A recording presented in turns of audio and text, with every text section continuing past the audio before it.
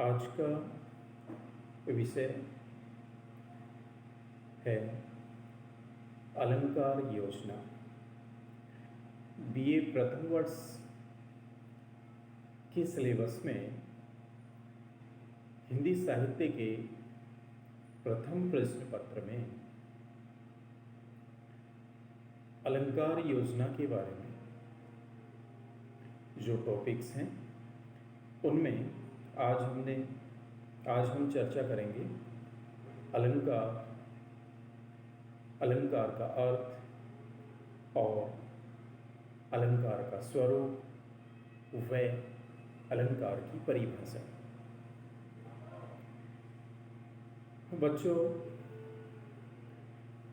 अलंकार शब्द अलम और कार के योग से बना है। अतः अलंकार की परिभाषा हम इस प्रकार से कर सकते हैं। अलंकरोति अलंकार, अर्थात जो अलंकृत करता है वह अलंकार है। साधारण शब्दों में कहें तो जिनके द्वारा शोभा में वृद्धि की जाए उन्हें अलंकार कहते हैं। आचार्य भामा ने शब्द अर्थ व क्षेत्रीय को ही अलंकार माना है। दंडी ने अलंकार की परिभाषा में लिखा है, काव्ये शोभाकरान धर्मान अलंकारान प्रचक्षते, अर्थात जो काव्य की शोभा बढ़ाते हैं, काव्य में उत्कर्ष प्रदान करते हैं, वे अलंकार हैं। अर्थात जो अलंकार काव्य के सौंदर्य में वृद्धि करता है वही अलंकार है। आचार्य दंडी ने अलंकार को काव्य का धर्म माना है। अलंकार शब्दों में वस्तु, सत्य और जीवन को इस रूपायित या बिंबित करने की एक कला है। अलंकारवादी आचार्य अलंकार को काव्य की आत्मा मानते हैं। आचार्य जयदेव तो बिना अलंकार के काव्य को ही अस्तित्वहीन मानते हैं। जयदेव का कहना है कि काव्य में यदि अलंकार का प्रयोग नहीं हुआ है तो वह काव्य की श्रेणी का हो ही नहीं सकता है। काव्य में अलंकार योजना ही काव्य के सौंदर्य का कारक होती है। अलंकार के बिना काव्य में सौंदर्य उत्पन्न नहीं हो सकता। जैसे एग्जाम्पल के लिए हम बात करें तो जैसे आभूषणहीन स्त्री सौंदर्य के वशीभूत दिखाई नहीं दे सकती, वैसे ही काव्य की सुंदरता के लिए अलंकार का होना आवश्यक है। एक सुंदर स्त्री के लिए आभूषणों का होना आवश्यक है। आभूषण उसके रूप सौंदर्य में चार चांद लगाते हैं। उसी प्रकार से काव्य में अलंकार काव्य की सुंदरता, काव्य की शोभा बढ़ाने का कार्य करते हैं। अलंकार के दो भेद हैं। पहला है शब्दालंकार और दूसरा है अर्थालंकार। हम बात करें शब्दालंकार की कि जो अलंकार शब्दों के माध्यम से काव्य को अलंकृत करते हैं वे शब्दालंकार कहलाते हैं। और अर्थालंकार वे अलंकार हैं जब किसी वाक्य का सौंदर्य उसके अर्थ पर आधारित होता है तो वह अलंकार अर्थालंकार कहलाता है।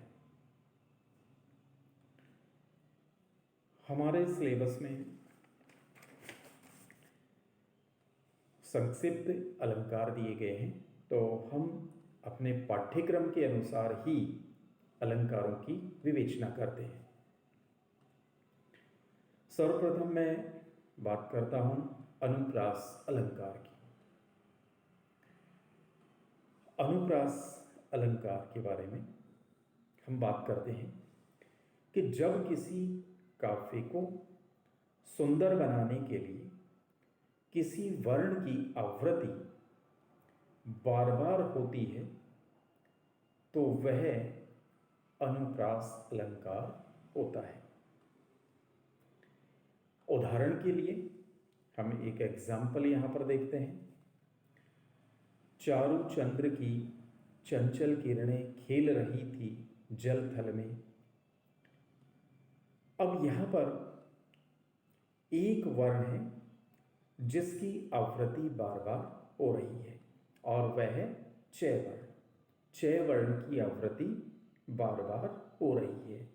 चारु में आवृत्ति चारु, चंद्र, चंचल एक ही वर्ण है पर इसकी 3 बार आवृत्ति हुई है, इसलिए हम इसे अनुप्रास अलंकार कहेंगे। नेक्स्ट, यमक अलंकार। यमक अलंकार में किसी शब्द की बार बार आवृत्ति होती है परंतु 2 बार प्रयोग किए गए शब्द का अर्थ अलग होता है। उदाहरण देखेंगे क्योंकि अलंकारों को समझने के लिए उदाहरण आवश्यक है। काली घटा का घमंड घटा। यहां पर देखने वाली बात है कि घटा की आवृत्ति भिन्न अर्थ में हुई है। काली घटा है, यहां काली घटा का अर्थ है काले बादलों का समूह और पंक्ति के अंत में घमंड घटा, दूसरे घटा का अर्थ यहां पर बादलों से नहीं है, उनकी घटाओं से नहीं है। यहां घटा का अर्थ है सीमित होना, घटना, कम होना।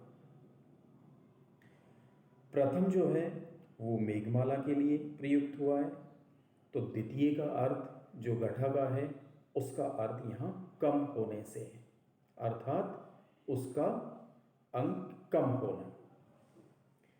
इसलिए हम कह सकते हैं कि यमक अलंकार में शब्द की आवृत्ति तो बार बार होती है परंतु अर्थ दोनों का अलग अलग होता है। अब हम बात करते हैं श्लेष अलंकार की। इस अलंकार में एक ही शब्द के विभिन्न अर्थ होते हैं। शब्द एक होता है, अर्थ बहुत सारे होते हैं। हम इसका एक उदाहरण देखते हैं। रहीमन पानी राखिए, बिन पानी सरसों, पानी गए न उबरे, मोती मानस चों। यहां पानी शब्द की 3 बार आवृत्ति हुई है। पानी शब्द 3 बार आया है पर तीनों ही बार में इस शब्द का अर्थ अलग अलग है। अगर हम बात करें पहला जो पानी शब्द है ये मनुष्य के लिए आया है और इस पानी का अर्थ है विनम्रता। पानी का गुण विनम्रता का सूचक माना जाता है। हमेशा पानी को चाहे कितना ही बल लगाकर हम ऊपर की ओर चढ़ा दें पर पानी की प्रकृति है बहेगा नीचे की ओर, कितना भी ऊपर चढ़ा दो परंतु वह नीचे की ओर, अर्थात उसमें विनम्रता का गुण है। दूसरा जो पानी है इसका अर्थ है यहाँ आभा से, चमक से। और तीसरा जो पानी है इसका अर्थ यहाँ जल से है। स्पष्ट है कि श्लेष अलंकार में एक ही शब्द के भिन्न भिन्न अर्थ हो सकते हैं और जहाँ पर ये आवृत्ति होती है, जहाँ ये भिन्नता होती है वहाँ श्लेष अलंकार होता है। अब हम बात करते हैं उपमा अलंकार की। उपमा अलंकार समानता को प्रदर्शित करने का या समकक्षता को दिखाने का कार्य करता है। जब दो भिन्न वस्तुओं में समानता दिखाई जाती है तो वहाँ पर उपमा अलंकार होता है। इसके उदाहरण से उपमा अलंकार स्वतः ही स्पष्ट हो जाएगा। उदाहरण, कर कमल सा कोमल है, कर कमल सा कोमल है। यहाँ पर पैरों को कमल के समान बताया है, यहाँ पैरों को कमल के समान बताया गया है। वस्तुएं भिन्न हैं, कर कमल, पर यहाँ कमल किसके समान है? पैरों के समान है। उपमा अलंकार के दो भेद हैं, उपमेय और उपमान।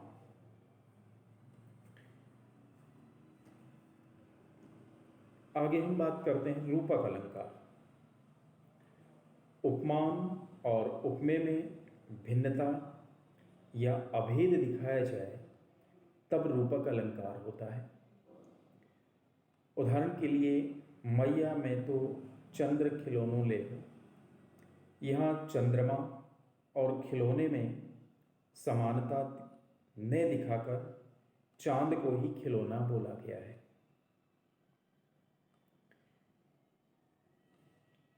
चंद्रमा को यहाँ खिलौना बोला गया है और यहाँ उसकी समानता नहीं दिखाई गई है। चंद्रमा की खिलौने से समानता नहीं दिखाई गई है, बल्कि चंद्रमा को ही यहाँ खिलौना दिखाया गया है। इसका अर्थ है यहाँ पर रूपक अलंकार हो गया। अब हम बात करते हैं उत्प्रेक्षा अलंकार की। जब उपमेय में उपमान के होने की संभावना का वर्णन हो तब उत्प्रेक्षा अलंकार होता है। मुख मानो चंद्र है, मुख मानो चंद्र है, मुख के चंद्रमा होने की संभावना का वर्णन हो रहा है। मुख मानो चंद्रमा है कि जो मुखमंडल है वो चंद्रमा के रूप सौंदर्य से के परिपूर्ण है, कि मुख के मुंह के चंद्रमा होने की संभावना है, अर्थात उस चंद्रमा के समान है। इसके बाद है अतिशयोक्ति अलंकार। जब किसी बात का बखान आवश्यकता से अधिक बढ़ा चढ़ाकर किया जाए तब वहाँ अतिशयोक्ति अलंकार होता है। जैसे जायसी के काव्य में अतिशयोक्ति अलंकार की अधिकता हमें देखने को मिलती है, जो है उसको बहुत ज़्यादा बढ़ा चढ़ाकर बोला जाता है। आगे नदियाँ पड़ी अपार, घोड़ा कैसे उतरे पार। राणा ने सोचा इस पार, तब तक चेतक था उस पार। यहाँ चेतक घोड़े की अपार शक्ति का वर्णन किया गया है और इस शक्ति को भी बढ़ा चढ़ाकर पेश किया गया है कि घोड़े की जो शक्ति थी, उसकी जो चलने की गति थी, वो वायु की वेग के समान थी। अब हम बात करते हैं विभावना अलंकार की।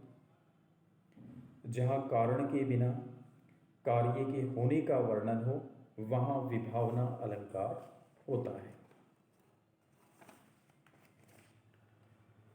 उदाहरण के लिए हम बात करें कि बिनु पग चले ही बिन बानी बक्ता बढ़ चुकी, कि यहाँ बिना पैर के चलना, बिना कान सुनना, बिना वाणी के बोलना आदि बहुत सारी ऐसी बातें हैं और इनको देखकर यही लगता है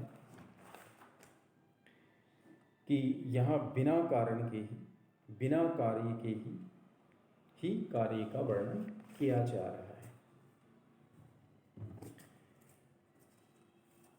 अब हम बात करते हैं अन्योक्ति अलंकार। किसी वस्तु या व्यक्ति को लक्ष्य कर कही जाने वाली बात दूसरे के लिए कही जाए वहाँ अन्योक्ति अलंकार होता है। उदाहरण के लिए हम बिहारी का एक प्रसिद्ध दोहा देखते हैं। नहीं पराग नहीं मधुर मधु, नहीं विकास यही काल, अली कली ही सौ बंध्यो आगे कौन हवाल। प्रस्तुत से प्रस्तुत का बोध कराया गया है, अर्थात कवि के द्वारा सीधे सीधे बात जिसे कहनी है उसे सीधे तरीके से न कहकर किसी माध्यम से जो बात राजा को कहना चाहता है कवि, वही बात राजा को किसी माध्यम से उन तक पहुंचा देता है। अर्थात अप्रस्तुत से प्रस्तुत का बोध इस दोहे में कराया गया है और यहाँ इसे हम अन्योक्ति अलंकार कहेंगे। अगला जो अलंकार है वो है विरोधाभास, और ये हमारे सिलेबस में 11 अलंकारों का ही प्रयोग किया गया है। 11 अलंकार ही हैं जहाँ वास्तविक विरोध न होने पर भी विरोध का आभास होता है, वहाँ विरोधाभास अलंकार होता है। और इस तरह से हमारा ये अलंकार योजना, उसके अर्थ और स्वरूप और परिभाषा का जो संक्षिप्त विषय अध्याय जो हमारी पाठ्य पुस्तक में विश्वविद्यालय के सिलेबस अनुसार था, उसे आज हमने पूर्ण किया है। धन्यवाद।